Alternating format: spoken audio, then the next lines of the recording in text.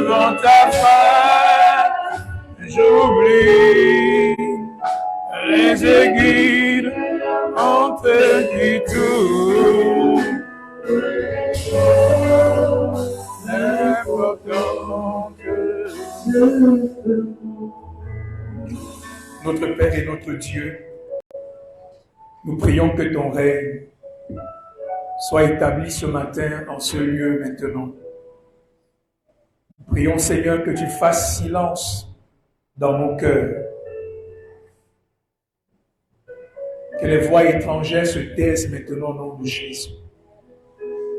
Que les voix sataniques de distraction soient maintenant liées et paralysées au nom de Jésus. Seigneur, prends contrôle de cette atmosphère. Prends contrôle, Seigneur, de nos cœurs et de nos pensées ce matin. Prends contrôle de ce lieu, Seigneur. Nous sommes venus ce matin pour toi. Parle à mon cœur, bénis-nous ce matin, Seigneur.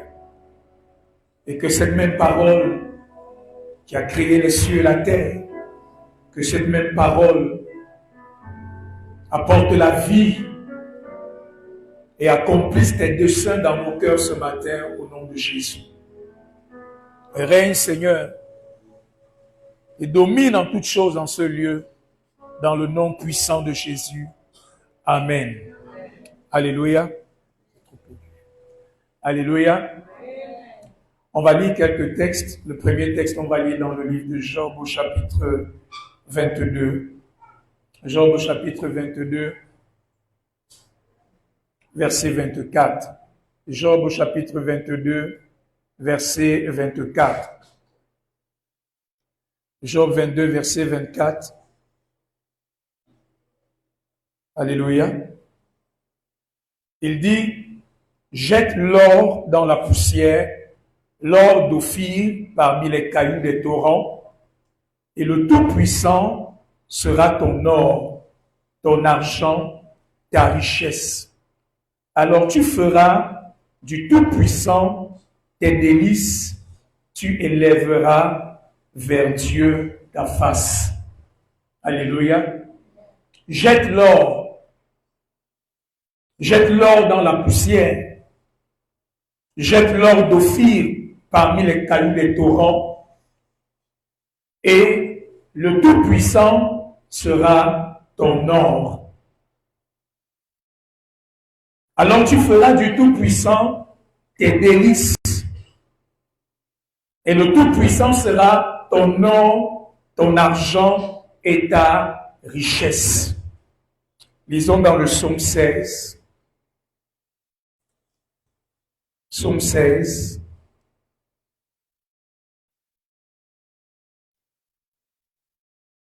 Verset 2. Psaume 16, verset 2. Est-ce qu'on peut lire ensemble? Psaume 16, verset 2. Une fois et deux. Psaume 16, verset 2. Une fois et deux. Je dis à l'Éternel, tu es mon Seigneur, tu es mon souverain bien. Tu es mon Seigneur et tu es mon souverain bien. Lisons dans le psaume 73, verset 28. Psaume 73, verset 28. Psaume 73, verset 28. Lisons ensemble une fois et deux. Pour moi, m'approcher de Dieu, c'est mon bien. Je place mon refuge dans le Seigneur, l'Éternel, afin de raconter toutes tes œuvres. Alléluia. Je parle ce matin sur un thème vraiment important et je voudrais vraiment que quelqu'un m'écoute ce matin. Je voudrais que tu entendes le Seigneur te parler ce matin. Je parle sur un thème que j'ai intitulé « Le secret de sa présence ».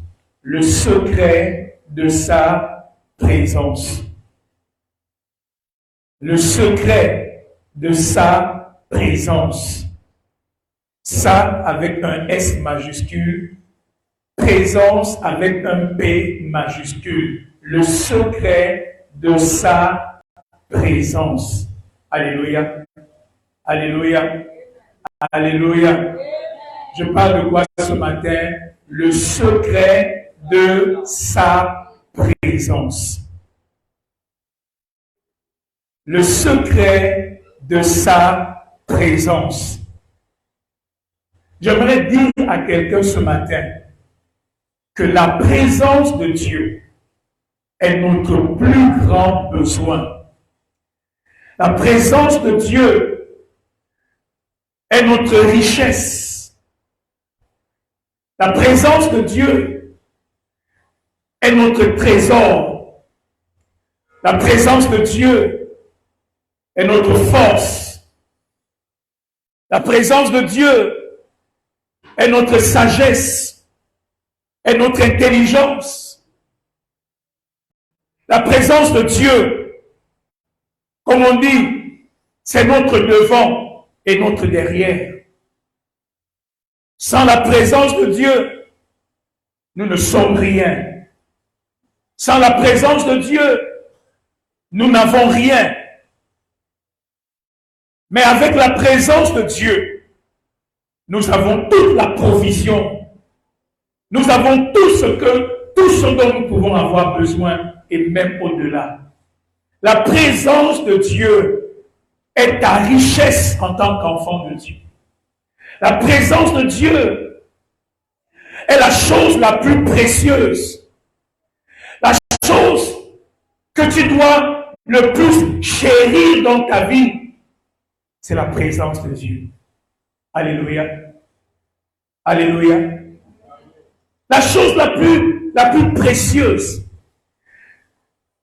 que tu dois garder, préserver avec jalousie, c'est la présence de Dieu. Alléluia. Je vous parlerai tout à l'heure d'un homme extraordinaire qui s'appelle David. Quand David avait péché, la seule chose que David avait demandé à Dieu, Seigneur, pardonne mon péché, mais s'il te plaît, ne me retire pas ton Saint-Esprit. J'aimerais parler ce matin du secret de sa présence. Un homme sans la présence de Dieu, une église sans la présence de Dieu, un chrétien sans la présence de Dieu, frère, ne peut rien accomplir. La présence de Dieu est notre véritable besoin. Quelle que soit ta situation, ta condition, les circonstances dans lesquelles tu peux te retrouver, frère, la présence de Dieu est le secret de la victoire. La présence de Dieu, c'est le secret de la grandeur. La présence de Dieu, c'est le secret d'une vie chrétienne qui porte des fruits. La présence de Dieu. Et ce matin, je suis venu parler à quelqu'un. Ça fait depuis le début de cette année, je prie vraiment du Seigneur, je veux avoir des targets précis cette année. Je ne veux pas que cette année, ma vie chrétienne soit en désordre. Je veux avoir des choses précises. Je veux avoir des objectifs précis. Je veux avoir des choses précises que je dois faire tout au long de cette année pour obtenir des résultats. Et il y a quelque temps, le Seigneur m'a parlé de ce point. Il dit, le secret, c'est ma présence. Le secret, c'est ma présence. Ce dont tu as besoin, c'est ma présence. Ce qu'il te faut, c'est ma présence. Cultive ma présence dans ta vie. Entretiens ma présence dans ta vie. Cherche ma présence dans ta vie. Souvent, nous nous lançons dans beaucoup de batailles inutiles. Souvent, nous nous lançons dans beaucoup de discussions inutiles. Souvent, on se perd dans beaucoup de distractions inutiles. Mais la chose la plus importante, cherche ma présence. Désire ma présence. Sois un homme qui est assoiffé de ma présence et tu verras ce que ma présence fera dans ta vie. Tu verras ce que ma présence va produire comme impact, comme résultat dans ta vie. Le secret, c'est ma présence. Quelqu'un me suit ce matin. Il y a quelqu'un le secret. Il y a quelqu'un le secret. C'est sa présence. C'est sa présence. C'est sa présence. C'est sa présence. Oui, l'intelligence est une bonne chose. Oui, la sagesse est une bonne chose. Mais le secret, c'est sa présence. Alléluia. Quelqu'un me suit ce matin. Je suis là pour te montrer vraiment combien c'est important que tu désires, que tu cherches et que tu entretiennes et tu cultives la présence de Dieu dans ta vie comme un target. Ton ambition doit être d'être un homme qui connaît, qui vit et qui expérimente la présence de Dieu. Quelqu'un me suit ce matin. Quelqu'un me suit ce matin. Je suis venu te montrer que c'est ça ton trésor, c'est ça ta richesse. C'est ça ta véritable sécurité. Ta sécurité, la sécurité de ta famille, c'est la présence de Dieu. Celui qui demeure sous l'abri du Très-Haut repose à l'ombre du Tout-Puissant. Ta sécurité, c'est la présence de Dieu. Quelqu'un me suit ce matin. Nous sommes dans un monde où de plus en plus, les chrétiens et les enfants de Dieu, nous serons en face des défis. Plus le temps passe, plus l'iniquité s'accroît. Frère, bien-aimé, il y aura des choses qui vont défier ta foi. Il y aura des situations, des circonstances qui vont défier ta foi en Dieu.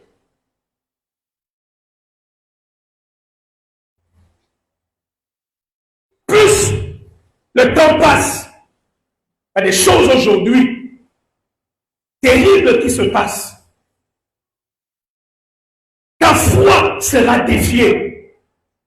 Il y a des Goliaths qui vont se lever pour te dire où est ton Dieu. Il y a des Goliaths qui vont se lever pour te dire si ton Dieu est vrai, alors démontre-le. Si ton Dieu est vrai, alors prouve-le. De plus en plus, des Goliaths vont se lever. Mais les seuls chrétiens qui feront la différence, ce sont les chrétiens qui, comme David, connaissent le secret de la présence de Dieu. Ce sont les chrétiens qui connaissent, qui vivent, qui expérimentent la présence de Dieu. Frère, je veux te dire ce matin, il y a des situations dans lesquelles ton bavardage ne fera rien. Il y a des situations où je suis chrétien au rocher, je prie le dimanche au rocher, ne fera rien. Il y a des situations où même citer les versets ne fera rien. Mais la seule chose qui fera la différence, c'est la présence de Dieu dans ta vie. C'est la présence de Dieu dans ta vie. C'est la présence de Dieu dans ta vie. Église, cette année, soyons un peuple qui désire la présence de Dieu. Alléluia. Il y a des portes dans ta vie qui ne s'ouvriront pas par un autre moyen si ce n'est pas la présence de Dieu. Alléluia. Quand la présence de Dieu marche avec toi, quand la présence de Dieu te précède, quand la présence de Dieu te dirige, frère, il y a des portes, même si elles sont fermées par n'importe quelle puissance, la présence de Dieu va ouvrir ses portes pour toi. Quelqu'un me suit ce matin. Le secret, c'est sa présence. Le secret, c'est sa présence. Moi, j'étais béni quand le Seigneur me parlait de cela. Donne-moi un peu un bâton là-bas. Un bâton du balai. Un bâton. Vous connaissez l'histoire de la verge d'Aaron. Les enfants d'Israël, quelques leaders parmi eux, se sont révoltés contre Moïse. Ils ont dit à Moïse, mais pourquoi est-ce que c'est seulement Aaron et ses fils qui ont le privilège d'être des sacrificateurs. Nous aussi, nous voulons être des sacrificateurs. Et Dieu a dit à Moïse, ok, demande à chaque enfant d'Israël, à chaque tribu, que chacun d'entre eux prenne une verge, un bâton qui est sec, un bâton qui n'a pas de vie. Et que chaque tribu prenne un bâton. On écrit le nom de chaque tribu dessus. Et vous allez prendre ces bâtons. Vous allez les amener dans le tabernacle, dans le lieu très saint. Vous allez mettre ces bâtons dans ma présence pendant toute une nuit. Et le matin, la verge qui fleurira sera la verge de celui que moi j'ai choisi. On a mis 12 bâtons secs. On les a amenés dans la présence de Dieu pendant toute une nuit. Le matin, quand on est arrivé, la verge d'Aaron, elle avait fleuri. Non seulement elle avait fleuri, mais elle avait donné un fruit. Une verge sèche qui n'était plantée dans aucun sol. Juste parce que cette verge était dans la présence de Dieu, il y a eu des fruits, il y a eu des fleurs, la verge a fleuri. Alléluia. Et le Seigneur me disait, mais écoute, si je peux utiliser un bâton sec, et qu'on met dans ma présence, et que ce bâton commence à porter du fruit, imagine ce que je peux faire avec toi lorsque tu apprends à vivre dans ma présence. Imagine ce que je peux faire dans ta vie lorsque tu es quelqu'un qui sait demeurer dans la présence de Dieu. Alléluia. Je dis à quelqu'un ce matin, frère, même si tu es le bois le plus sec, même si tu as l'impression que ta vie chrétienne ne tourne en rien, ne vaut rien, je veux te donner un secret ce matin. Commence à être un homme qui cultive la présence de Dieu dans ta vie. Commence à être une femme qui est assoiffée de la présence de Dieu. Tu n'auras même pas à faire d'effort. Le fruit de Dieu, les œuvres de Dieu vont se révéler dans ta vie. Alléluia. Suis-moi ce matin, c'est le secret. C'est le secret. C'est le secret. Alléluia. Vous savez tous que aucune plante ne peut pousser si elle n'est pas plantée dans la terre. Mais ça, c'est un bâton qui n'est planté dans aucun sol, aucune terre, mais qui finit par porter des fruits. Pour dire quoi, frère? Quand la présence de Dieu est dans ta vie, même les lois naturelles vont être suspendues. Alléluia. Quand la présence de Dieu est dans ta vie, il va y avoir un fruit. Moi, j'étais béni, encouragé. Vous savez, souvent, on se pose beaucoup de questions. Pourquoi mon ministère ne produit pas? Pourquoi je ne vois pas tel signe? Pourquoi telle chose ne se manifeste pas? Mais le Seigneur m'a répondu simplement, le secret c'est ma présence. Le secret c'est ma présence. Le secret de Jésus, c'était la présence de Dieu. Le secret de Moïse, c'était la présence de Dieu. Le secret de Josué, c'était la présence de Dieu. Le secret de Paul, c'était la présence de Dieu. Le secret de Caleb et des autres, c'était la présence de Dieu. Parce que la présence de Dieu, c'est le secret de la grandeur spirituelle. Alléluia. Alléluia. Quelqu'un me suit ce matin. Quelqu'un me suit ce matin. Quelqu'un me suit ce matin. Le monde a besoin de la présence de Dieu. Les hommes n'ont pas besoin de nos paroles. Ils ont besoin de la présence de Dieu. Alors je suis venu t'encourager ce matin pour te dire cette année, sois un amoureux, un assoiffé de la présence de Dieu. Alléluia. Je ne parle pas de la présence de l'omniprésence de Dieu. Oui, Dieu est partout. Je parle ce matin de la Shekinah de Dieu, de la gloire de Dieu, de la présence manifeste de Dieu. Quand la présence de Dieu est quelque part, il y a des signes. Quelqu'un me suit ce matin. Ce dont je parle ce matin, c'est le fait que quand Dieu est quelque part, cela ne peut pas laisser des traces. Quand un éléphant est passé dans un champ, vous savez que l'éléphant est passé dans le champ. La présence de Dieu, la gloire de Dieu, la Shekinah de Dieu, elle laisse des traces, elle laisse des signes il y a des effets de la présence de Dieu. Quelqu'un me suit ce matin. Quelqu'un me suit ce matin. Bien aimé, nous ne sommes pas des philosophes. Nous ne sommes pas des théologiens. Nous ne sommes pas des religieux. Nous sommes des hommes et des femmes qui sont appelés à une relation vivante avec le Dieu vivant. Alléluia. Nous ne sommes pas des théologiens. Cherchons la présence de Dieu. Nous ne sommes pas des théologiens qui passent à faire des théories et des systèmes de doctrine. Nous sommes des hommes qui disent, je connais Dieu et j'ai une relation avec lui. Il est dans ma vie. Et parce qu'il est dans ma vie, il y a les signes de Dieu dans ma vie. Est-ce que tu sais qui tu es?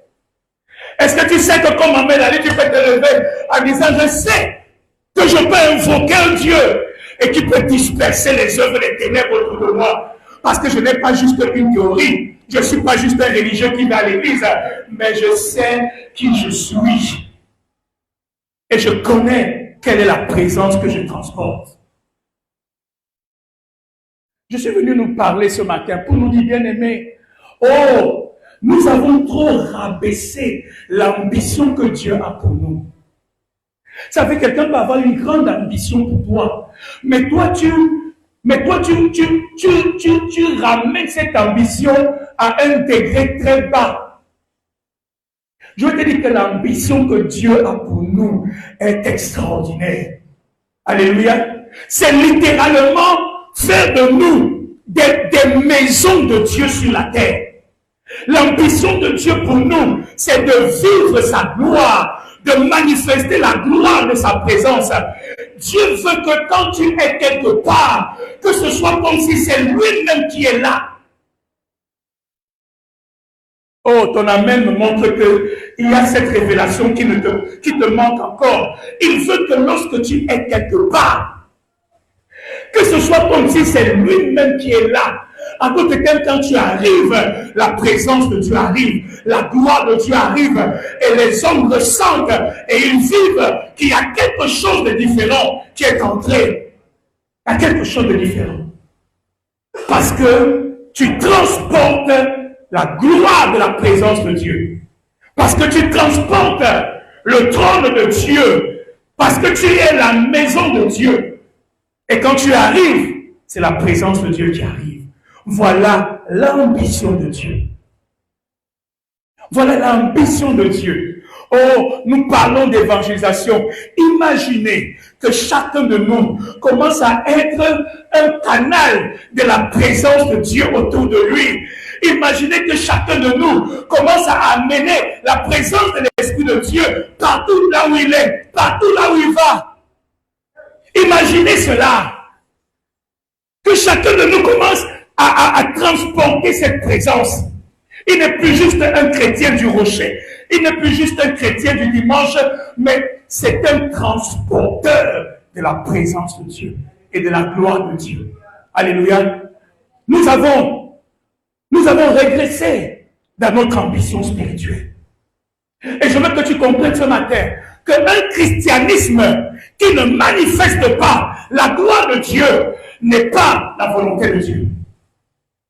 Un christianisme, une vie chrétienne qui ne manifeste pas la gloire de Dieu, la gloire de la présence de Dieu, est en train de passer à côté de l'ambition que Dieu a pour son Église. Dis à quelqu'un, ne l'accepte pas. Dis, n'accepte pas ce genre de vie chrétienne. Dis, je n'accepte pas ce genre de vie chrétienne. Dis, je n'accepte pas cette vie chrétienne médiocre. Je n'accepte pas cette vie chrétienne au rabais. Augmente ton ambition. Église, augmentons notre ambition. Alléluia. Alléluia. Quand tu vas évangéliser, c'est Dieu qui va avec toi. Donc ce matin, je suis venu nous dire, bien-aimés, soyons des hommes qui ont une plus grande ambition. Alléluia. Vous savez que même dans le monde, on crée un téléphone en 2021. On dit c'est iPhone 10. En 2022, on dit c'est iPhone 10.5. En 2023, on dit c'est iPhone 11. Alléluia. Nous sommes à iPhone combien? iPhone 14, wow, je vois qu'il y a des connaisseurs dans la salle. Nous sommes à iPhone 14. Alléluia. Il y a quelqu'un qui change la version de ta vie chrétienne. Et il y a des chrétiens qui sont encore chrétiens 1.0. Chrétien 1.0. Le croyant né de nouveau. Mais il faut aller à chrétien 0.10. Alléluia. Quand il prie, les démons savent qu'il y a un homme qui connaît Dieu qui a prié. Alléluia. Quand il va quelque part, on sait qu'il y a quelqu'un qui a Dieu qui est arrivé. Il y a un homme de Dieu dont on parle, Charles Finet, que lorsqu'il arrivait dans une ville, les gens commençaient à pleurer seuls dans leur maison. On savait que la gloire de Dieu est arrivée en ville. Oh, oh, oh, que Dieu nous aide cette année. Que Dieu nous aide cette année. Je n'ai pas envie d'être dans un endroit et être là comme s'il n'y avait rien qui se passait. Refusons d'être ici en commando et qu'on soit là tous les jours, on tape le tam-tam, on chante, on crie, mais c'est comme s'il n'y a rien qui se passe. Refusons cela ce matin. Alléluia. Est-ce qu'il y a un peuple qui peut refuser ce christianisme médiocre, ce christianisme qui n'impacte personne, ce christianisme qui n'apporte pas la gloire ni le changement? Tel que vous me regardez là, c'est comme si vous ne voulez pas refuser. Mais moi je dis, je refuse. Et Dieu m'a parlé clairement des fils. C'est ma présence, c'est ma présence, c'est ma présence, c'est ma présence. Un jour, dans le livre de Nombre, chapitre 33. Nombre, chapitre 33, il y a une conversation extraordinaire entre Dieu et son peuple. Est-ce qu'on peut aller dans Nombre 33? J'ai beaucoup de choses à dire ce matin. Je prie vraiment que Dieu me montre que des choses vraiment importantes pour nous. Nombre 33. Nombre 33.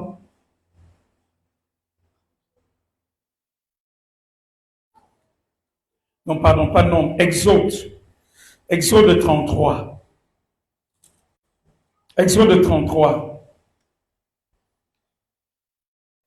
Exode 33.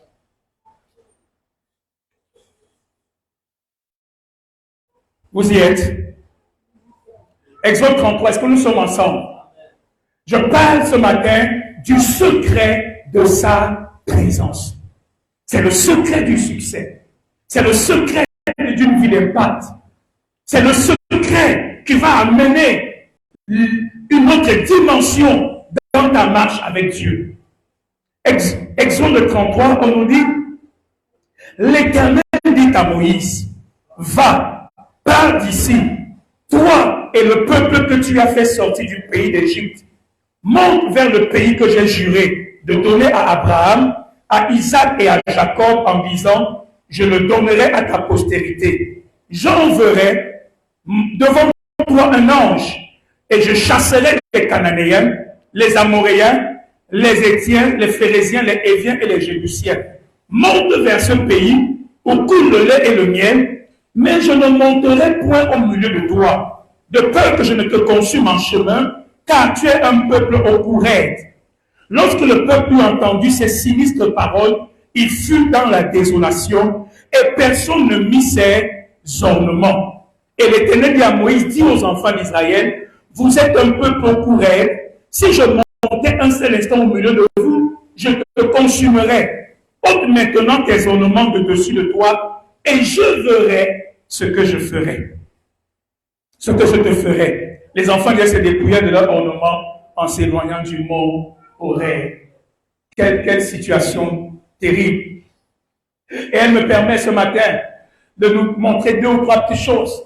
La Bible, quand Dieu dit à Moïse, écoute, j'ai promis de vous donner le pays de Canaan.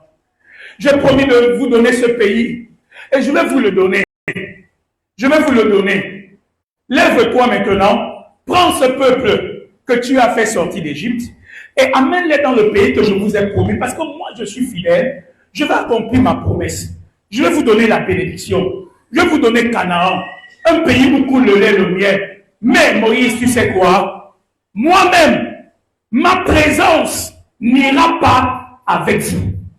Ma présence ne marchera pas avec vous. Allez-y, Prenez la bénédiction. Prenez Canaan. Mais en ce qui me concerne, moi, Dieu, comme quelqu'un a dit à l'autre, je ne veux plus fonctionner avec vous. Vous savez ça, non? Vous ne connaissez pas cette phrase? Il y a quelqu'un qui a dit à quelqu'un que je ne veux plus fonctionner avec toi. Mais vous ne suivez pas les informations. Hein? Il y a un entraîneur qui a dit à un de ses joueurs que je ne veux plus fonctionner avec toi. Je veux que tu rentres au pays. Alléluia. Donc Dieu leur dit quoi? Écoutez, moi je ne veux plus fonctionner avec vous. Vous êtes un peuple rebelle, au courant. Si ma présence part avec vous, je ne vais pas me contenir. Parce que je vais vous consumer en un seul instant. Je vais vous anéantir. Donc, je vais envoyer mon ange. Il va aller avec vous. Aller prendre possession de la bénédiction. La Bible dit que quand Israël, les enfants d'Israël, ont entendu ces sinistres paroles. Pourquoi sinistres? Pourtant, Dieu est en train de leur dire, prenez la bénédiction, prenez Canaan. C'est un pays où coule le lait et le miel. J'enverrai même mon ange. Il va combattre pour vous. Mais moi, ma présence, moi, Dieu, je n'irai pas avec vous. Et les enfants d'Israël ont commencé à pleurer. Ils étaient tristes. Ils ont enlevé leurs ornements. Ils ont dit non, ce ne sont pas de bonnes paroles. Nous ne voulons pas la bénédiction de Dieu sans la présence de Dieu. Nous ne voulons pas Canaan sans la présence de Dieu. Oh, bien-aimés, malheureusement aujourd'hui souvent, les enfants de Dieu ont fait le choix contraire. Ils sont prêts à dire à Dieu, Seigneur, je veux, tout ce que je veux, c'est la bénédiction. Avec ou sans ta présence, c'est la bénédiction qui m'intéresse. On a une génération qui est plus préoccupée par la bénédiction que par la présence. Quel est le moteur de ta vie chrétienne? Quelle est la motivation de ta vie chrétienne? Qu'est-ce qui te pousse à chercher ton Dieu? Est-ce la bénédiction ou la présence? Est-ce la bénédiction ou la présence? Mais les enfants d'Israël sont devenus tristes. Ils ont pleuré. Ils ont enlevé leurs ornements. Ils ont dit à Dieu, non Seigneur, ce n'est pas ce que nous voulons. Ce n'est pas ce que nous voulons. Je veux mettre cette image devant toi. Il y a d'un côté Canaan, qui est la bénédiction de Dieu, mais il y a aussi la présence de Dieu. Et nous ne devons pas seulement être préoccupés par la bénédiction, nous ne devons pas seulement rechercher Canaan, même si c'est un pays où coule le lait et le miel, mais nous devons, la priorité pour nous, c'est la présence de Dieu. Parce que toute bénédiction dans laquelle Dieu n'est pas avec toi va se transformer en amertume. Parce que toute bénédiction dans laquelle la présence de Dieu n'est pas avec toi va être quelque chose de terrible pour toi. La présence ou la bénédiction? La présence ou la bénédiction? Quelle est ta motivation? Mais je suis venu lui dire ce matin, soyons un peuple qui aime et qui désire la présence de Dieu. Alléluia. Parce que quand tu as la présence, tu as tout le reste. Quand la présence de Dieu vient avec tout ce qu'il est et tout ce qu'il a. Quand tu invites la présence de Dieu, tu as amené la vie dans ta vie. Quand tu invites la présence de Dieu, quand tu cultives la présence de Dieu, tu as amené la gloire, la puissance, la santé, la force dans ta vie. Parce que quand Dieu vient, il vient avec tout ce qu'il est. Il y a quelqu'un qui cherche la présence de Dieu. Il désire la présence de Dieu. Notre course, ce n'est pas une course à la bénédiction. Notre course, c'est de saisir la gloire de Dieu. Alléluia. Notre course, c'est d'être des hommes et des femmes qui ont la présence de Dieu. Est-ce que vous savez que l'ambition de Dieu pour Israël n'était pas juste de leur donner Canaan? Dieu voulait donner à Israël quelque chose de plus glorieux. Et cette chose, c'était quoi? La gloire de sa présence. La gloire de sa présence. La gloire de sa présence. Dieu voulait que Israël soit un peuple qui le fasse connaître aux yeux du monde. Donc vous voyez que Canaan n'est pas le but final. Le but final, c'est de faire d'Israël un peuple qui transporte la gloire de Dieu. Que quand on cherche Dieu, qu'on dise, il y a un peuple qui a Dieu. Et c'est là où nous allons aller pour rencontrer le Dieu vivant. C'était ça l'ambition de Dieu. Canaan, c'est juste les accompagnements. Mais l'ambition principale, c'est de faire d'Israël un peuple sacerdotal, un peuple qui révèle Dieu au monde, un peuple qui manifeste la gloire de Dieu au monde, un peuple qui manifeste la présence de Dieu au monde. Pas seulement une théologie, pas seulement une doctrine, mais une présence. Une présence. C'est ça l'ambition de Dieu pour nous. Je veux la voiture, mais je veux la présence de Dieu. Je veux le succès, mais je veux la présence de Dieu. Je veux la gloire, je veux la présence de Dieu. Alléluia. Quelqu'un me suit ce matin. Quelqu'un me suit ce matin. Et si on me demande de choisir, je préférais choisir la présence de Dieu. Tout ce que tu as, tu peux le perdre. Mais si tu gardes la présence, tu peux récupérer tout le reste. Et David avait compris cela. Que le secret, c'est la présence de Dieu. Quelqu'un me suit ce matin.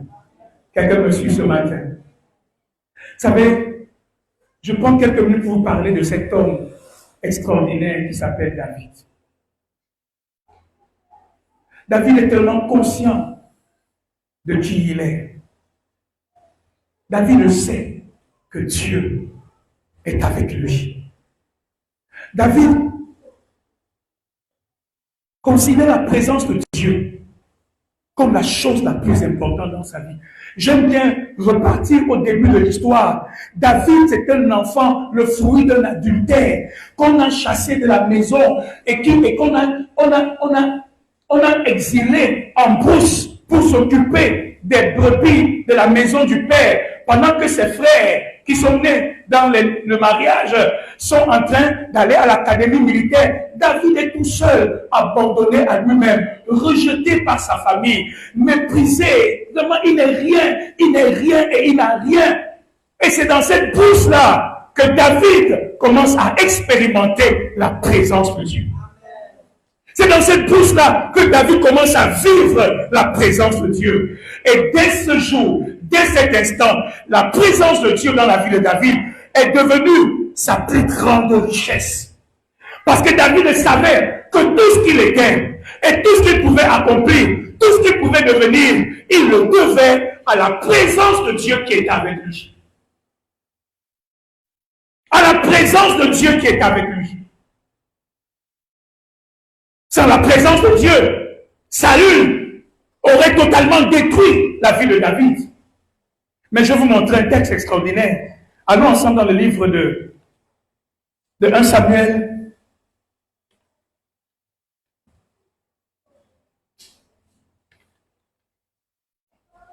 1 Samuel 18, verset 12. 1 Samuel 18, verset 12. 1 Samuel 18, verset 12. Vous y êtes. 1 Samuel 18, verset 12. Qu'est-ce qu'il est écrit? Une fois et deux. Oh, lisons ce texte merveilleux ensemble. 1 Samuel 18, verset 12. Une fois et deux. Saül craignait la présence de David. Parce que l'Éternel était avec David et s'était retiré de lui. Alléluia.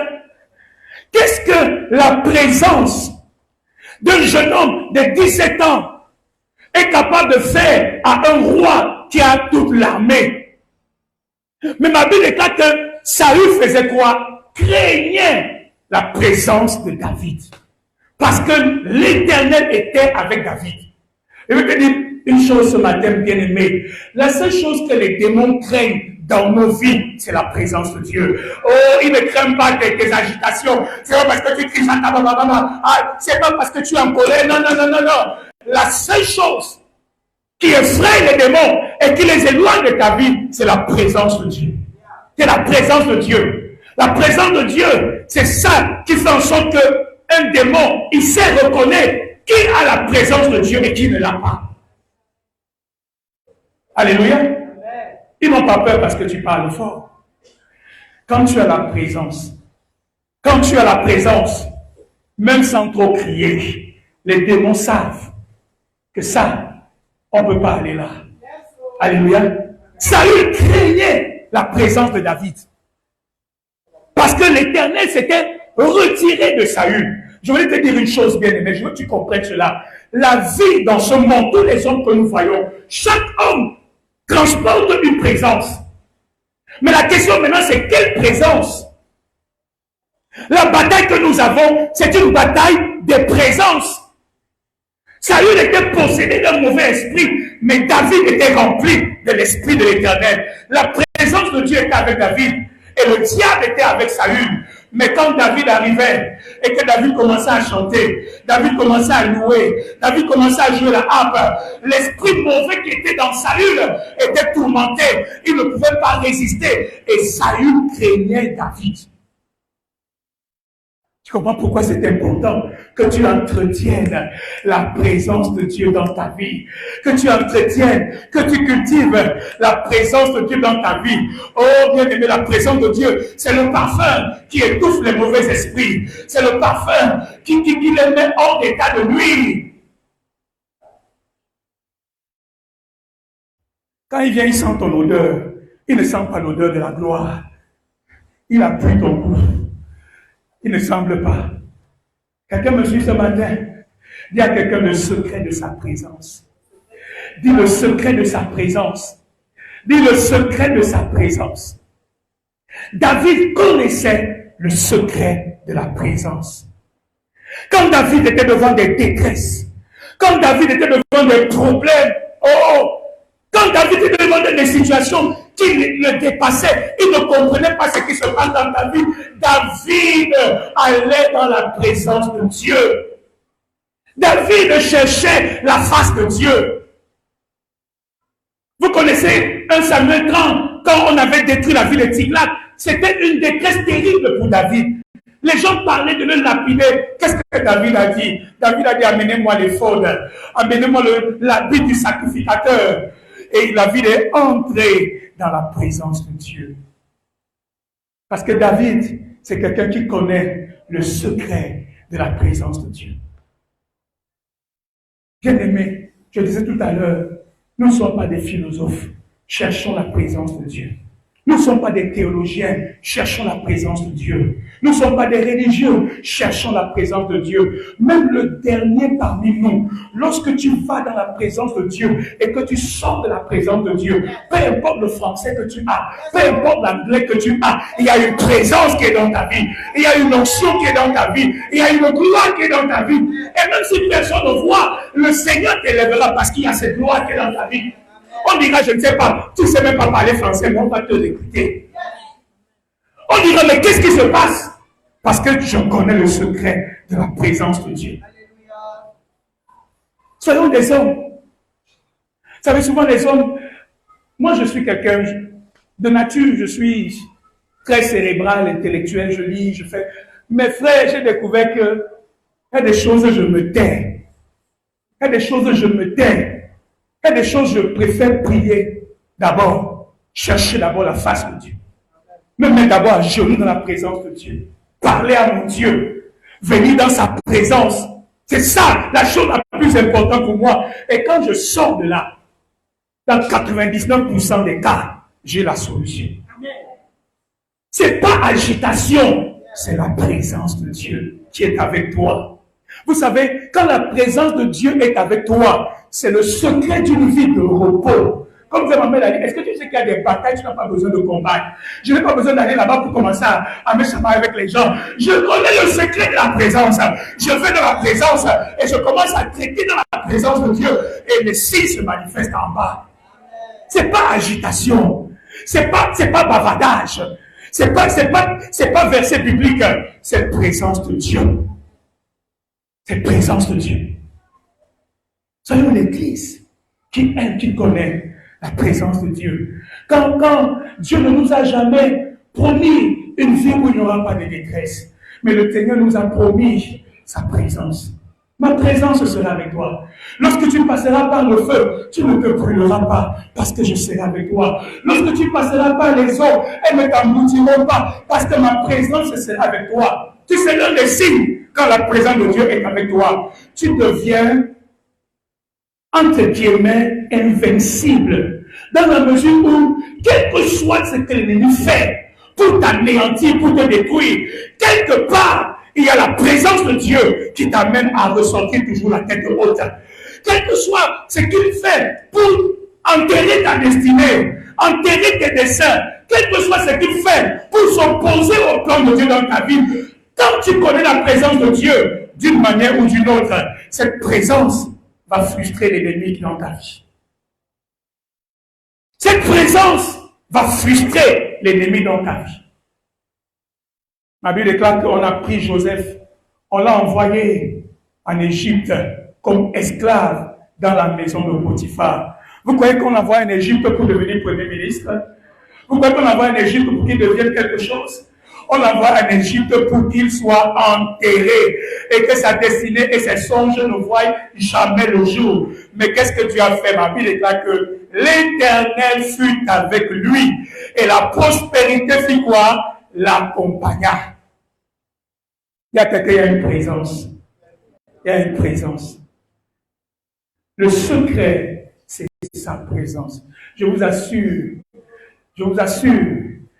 ça c'est vraiment une instruction précise de la part du Seigneur que moi j'ai pris à cœur cette année. Il montre, le secret c'est ma présence. C'est ma présence. Peut-être que tu n'es pas à ce niveau.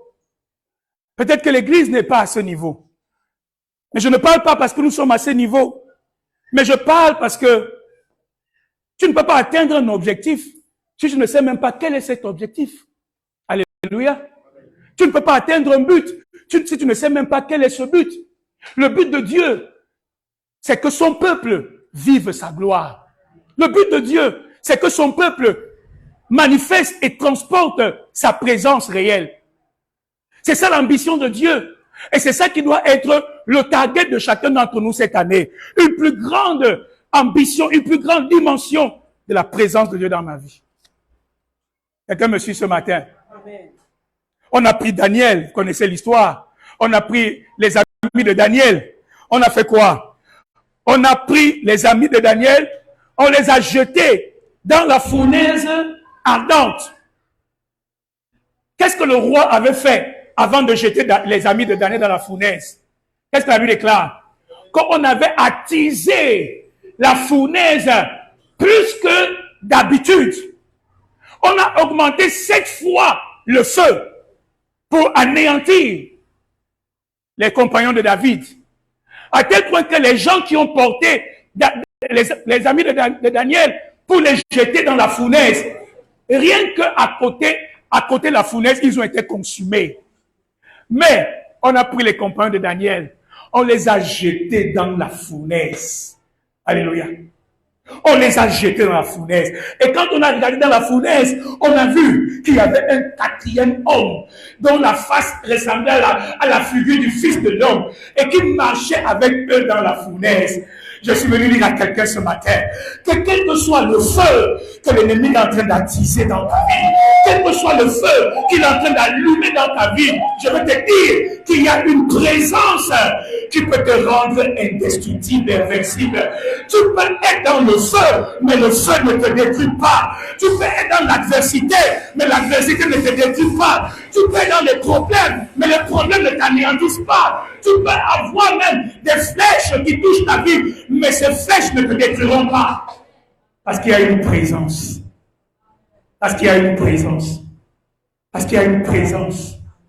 Il y a une présence. C'est ça notre secret. C'est la présence de Dieu. Alléluia. C'est pourquoi vous voyez David qui dit, dans le psaume 27. Il dit que même si une armée se campait contre moi, je ne serais même pas ébranlé. Même si une guerre s'élevait contre moi, je n'aurais aucune crainte. Je fais quoi? Je demande à l'Éternel une seule chose que je désire ardemment. En face de la guerre, en face des ennemis, en face des problèmes, je demande une seule chose à l'Éternel que je désire ardemment. C'est quoi? Je veux habiter dans la maison de l'Éternel. Il me gardera dans son tabernacle au jour du malheur. Il me protégera à l'abri de sa tente. David savait que sa sécurité, c'est la présence de Dieu. Et vous savez, il a vu ça à plusieurs reprises dans sa vie. À combien de fois les gens de Saül étaient sur le point de mettre la main sur la vie de David, mais à cause de la présence de Dieu, ils ne pouvaient pas. Il y a quelqu'un, le secret de sa présence. Dis le secret de sa présence. Dis, Père, fais de moi un homme qui est assoiffé de ta présence. Je vais terminer. Je voulais simplement ce matin réveiller en nous une soif bien-aimée. Sans la présence de Dieu, tu es un chrétien qui est nu. Sans la présence de Dieu, le diable ne peut pas te craindre. Sans la présence de Dieu, tu es comme quelqu'un qui n'a pas de gloire. Ta beauté, c'est la présence de Dieu. Alléluia. Vous savez, on dit souvent que l'onction embellit, et c'est vrai. Les gens qui passent le temps dans la présence de Dieu, il y a quelque chose qui se passe dans leur vie. Je vais te dire pourquoi. Et ça, c'est vraiment quelque chose que je veux mettre devant nous ce matin. Pourquoi c'est important de cultiver la présence de Dieu? Alléluia. Parce que la présence de Dieu, c'est le secret qui permet à Dieu de se manifester en toi, si je peux parler ainsi. Alléluia. Vous allez comprendre. Pourquoi la présence de Dieu est importante? La Bible déclare que Moïse a passé 40 jours dans la présence de Dieu.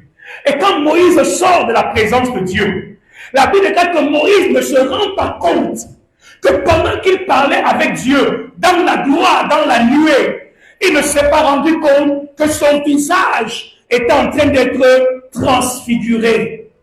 Il y a la gloire de Dieu qui a commencé à envahir, à briller sur son visage. Mais Moïse ne le savait pas. Je veux te dire, ça c'est l'un des premiers mystères de la présence de Dieu. Quand tu cultives la présence de Dieu dans ta vie, il y a des changements qui vont commencer à s'opérer dans ta vie sans que tu ne t'en rendes compte. Parce que la présence de Dieu te transforme. La présence de Dieu te transforme. Plus tu passes du temps dans la présence de Dieu, il y a une transformation qui s'opère. Plus tu passes du temps dans la présence de Dieu, écoute-moi, il y a ce qu'on appelle un transfert qui s'opère. Il y a une impactation qui s'opère. Quelque chose qui est en Dieu se communique à toi. Alléluia. Je prends l'exemple.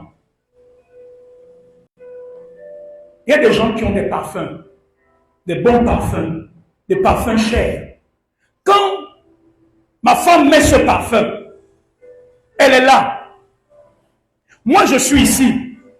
Je peux prier tous les jours en disant, Seigneur, je veux sentir comme ma femme. Ça n'arrivera jamais. Ça se passera quand? Quand je vais aller vers ma femme.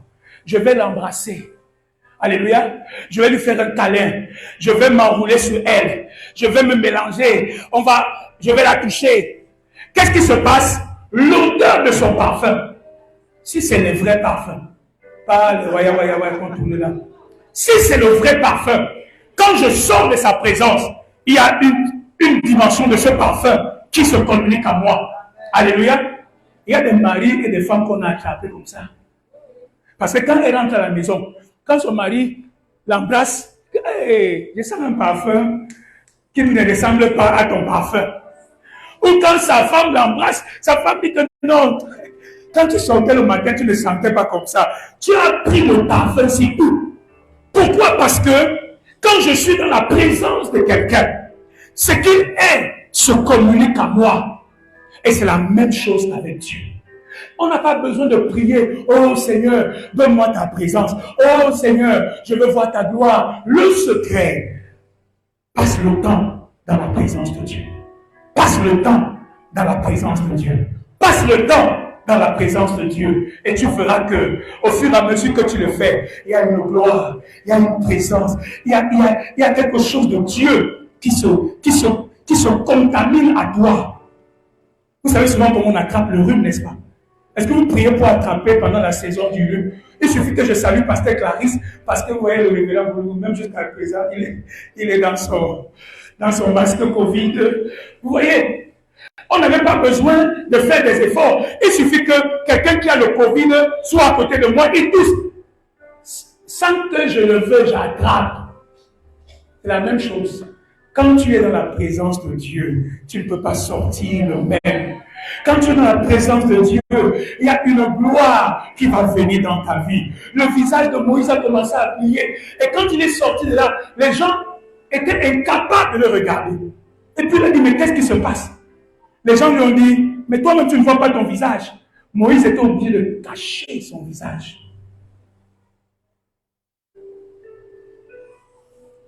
La présence de Dieu, c'est le secret pour être impacté par Dieu. Je vais vous donner un autre exemple.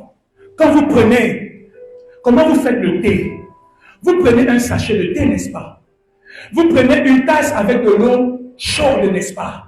Alléluia. Et vous prenez le sachet de thé et la tasse d'eau chaude. Et vous priez. Et vous dites, Seigneur, je voudrais que cette tasse d'eau chaude se transforme en un thé citron. Et ce que nous faisons, c'est je voudrais que cette tasse de thé, cette eau chaude devienne un café cappuccino. Qu'est-ce que tu fais? Est-ce que tu as besoin de prier? Est-ce que tu as besoin de jeûner? Hein? Vous voyez souvent que nous prions, nous jeûnons souvent, mais nous ne voulons pas faire le secret, ce qu'il faut faire. Ce qu'il faut faire, c'est quoi? Prends le sachet de thé, fais quoi? Mets dans la tasse et laisse le temps que le sachet fasse quoi? Infuse. Tu ne peux pas juste prendre le sachet, tu le plonges et tu l'enlèves. Est-ce qu'il va infuser? Tu ne peux pas juste venir faire des petits allers-retours dans la présence de Dieu. Tu viens, tu mets le pied, l'orteil. Tu rentres. Alléluia, tu rentres. Tu reviens encore. Tu mets le doigt. Après, tu rentres. Après, maintenant, tu viens, tu mets un petit cheveu. La présence de Dieu, tout ça met un peu ton cheveu. Ça ne peut pas transformer ta vie, frère. La Bible déclare, David dit, j'aime le séjour de ta maison. Je veux habiter toute ma vie dans la maison de l'Éternel. Alléluia. Ce n'est pas juste mon ventre que je vais amener. Je veux vivre dans la présence de Dieu. Je veux prendre du temps. Et ça, c'est l'un des secrets. Quand tu veux cultiver la présence de Dieu dans ta vie, apprends à donner du temps à Dieu. Apprends à donner du temps à Dieu. Moi, c'est vraiment un secret que je suis en train de comprendre. Apprends à donner du temps à Dieu dans sa présence. Tu verras les résultats. Tu verras les changements. Mais souvent, ça, c'est la chose la plus difficile pour les enfants de Dieu. Donner le temps à Dieu. Vous savez, quand tu aimes quelque chose, qu'est-ce que tu fais? Tu lui consacres du temps. Si nous voulons cultiver la présence de Dieu dans nos vies, soyons des hommes qui sont vraiment assoiffés, qui désirent Dieu. Il y a tellement de choses autour de nous. Mes frères, le secret, c'est la présence de Dieu. De plus en plus, des choses difficiles vont se lever dans ce monde. De plus en plus, ceux qui veulent piègement en Christ vont être persécutés. De plus en plus, vivre ta foi va te mettre en face de défis terribles. Mais ma Bible déclare que seuls ceux qui connaîtront leur Dieu feront des exploits. Ceux qui connaîtront la présence de Dieu feront des exploits. Parce que le diable peut tout faire. Mais il y a une chose qu'il ne peut pas défier, c'est la présence de Dieu dans ta vie. Nous serons amenés dans des milieux où il nous faut percer. Nous serons amenés dans des atmosphères, dans des situations, dans des circonstances où il nous faut nous établir. Comment le ferons-nous sans la présence de Dieu? Si Jésus lui-même, le Fils de Dieu, a dit à ses disciples, les œuvres que vous voyez, ce n'est pas moi qui les fais, c'est le Père qui habite en moi, c'est lui qui fait ses œuvres. Vous savez comment Dieu a oint de Saint-Esprit et de force Jésus de Nazareth qui allait de lieu en lieu, faisant le bien, guérissant les malades, parce que Dieu était avec lui. Nous parlons d'évangélisation, frère.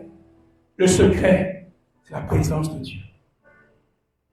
J'ai voulu vous parler ce matin, frère, pour nous encourager, pour nous motiver cette année à désirer une plus grande dimension de la gloire de Dieu, de la Shekinah de Dieu dans nos vies. De ne pas accepter une vie chrétienne au rabais, parce que l'ambition de Dieu, c'est vraiment de révéler sa gloire au travers de chacun de ses enfants. Alléluia. Révéler sa gloire, manifester sa présence glorieuse, pour que tu deviennes un témoin vivant que Dieu est vrai. Je voulais nous encourager ce matin, parce que la présence de Dieu n'est pas automatique. Nous devons chercher, nous devons désirer, pas parce que Dieu est perdu,